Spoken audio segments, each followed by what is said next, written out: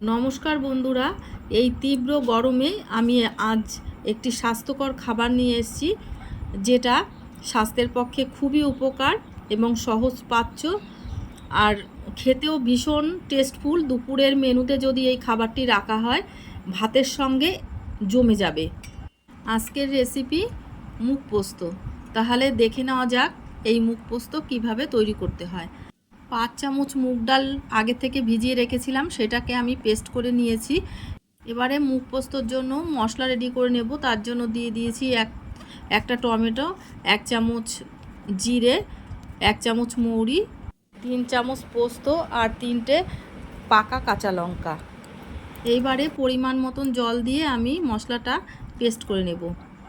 আর মশলাটা পেস্ট করার পরে এরকম পর্যায়ে এসছে। এইদিকে আমি ঝিঙেগুলো কেটে নিয়েছি। এরকমভাবে ঝিঙেগুলো কেটে নিতে হবে, তাহলে ভালো হয়, হালকা হালকা খোসা থাকবে। আর এইদিকে আমি যে মুগটা পেস্ট করে নিয়েছি তার মধ্যে আমি অল্প পরিমাণে মৌরি দিয়েছি, আর লবণ, হলুদ, গোলমরিচের গুঁড়ো, আর আপনারা চাইলে লঙ্কার গুঁড়ো দিতে পারেন। আমি দিয়ে ভালো করে ডালটা ফেটিয়ে নিয়েছি। এবার কড়াই গরম হয়ে গেলে সর্ষের তেল পরিমাণ মতন দিয়ে দিয়েছি। বাটা মুগ ডালটা ভালো করে ফেটিয়ে নিতে হবে। যত ভালো ফেটানো হবে তত বড়াগুলো ভালো হবে। আমি এবার একটি চামচের সাহায্যে বড়ার আকারে ভেজে নেব। আর এই বড়াগুলো একটু ফাঁকা ফাঁকা করে দিতে হবে। বড়াগুলো ফাঁকা ফাঁকা করে দিলে পরে বড়াগুলো ভালো হবে, বড়াগুলো ফুলে উঠবে। আর যদি গায়ে গায়ে দেওয়া হয় আর ফুলে উঠলে পরে বড়ার গায়ে বড়া জড়িয়ে যায় আর দেখতেও ভালো লাগে না। সেই কারণে বড়াগুলো ফাঁকা করে দিতে হবে। আর বন্ধুরা, আমার এই ভিডিওটি যদি তোমাদের ভালো লেগে থাকে, বন্ধুবান্ধবের সঙ্গে শেয়ার করো, যাতে তারা আমার এই ভিডিওটি দেখে উপকৃত হয়, তারা বাড়িতে এইভাবে তৈরি করতে পারে।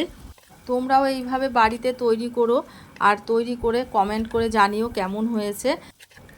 এই খাবারটি খুবই টেস্টফুল, অসাধারণ মজাদার।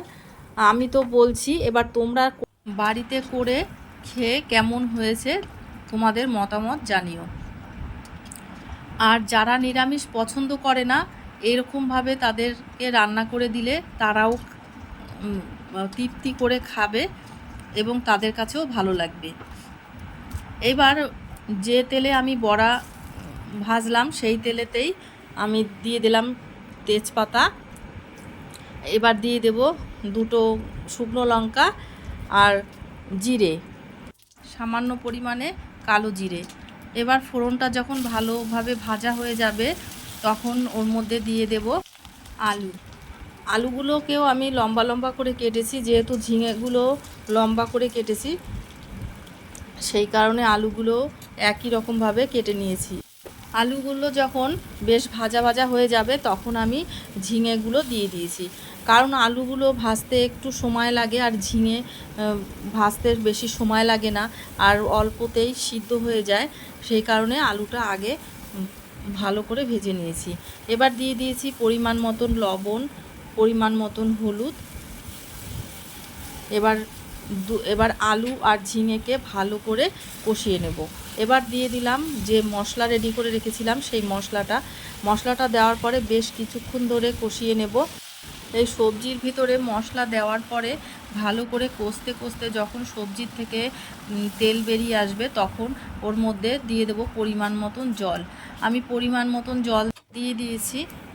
এবার জল দেওয়ার পরে আমি ভালো করে একটু নাড়িয়ে দেওয়ার পরে যখন ফুটে আসবে তখন মুগ ডালের বড়াগুলো দিয়ে দেব।